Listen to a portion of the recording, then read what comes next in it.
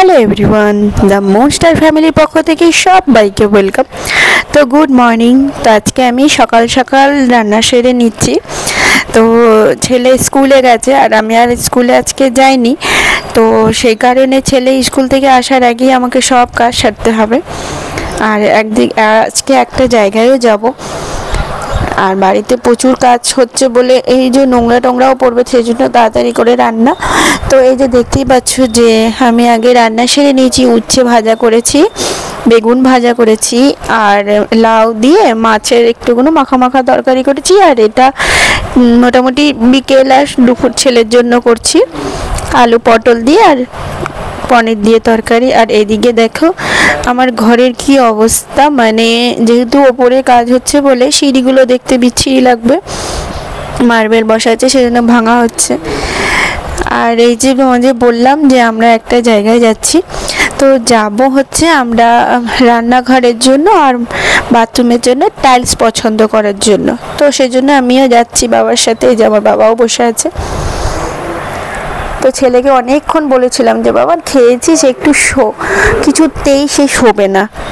দেখো টোটোর মধ্যেই সে ঘুমিয়ে যাচ্ছে। তো আমরা একটু তাড়াতাড়ি বেরিয়ে গেছিলাম।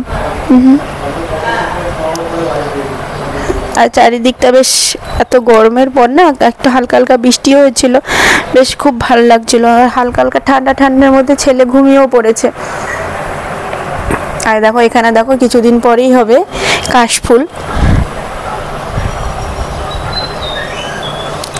আর এগুলো কি বলো তো, এগুলো হচ্ছে মাখনা চাষ করছে এখানে, অনেকটা জমি নিয়ে কিন্তু এখানে মাখনা চাষ করে।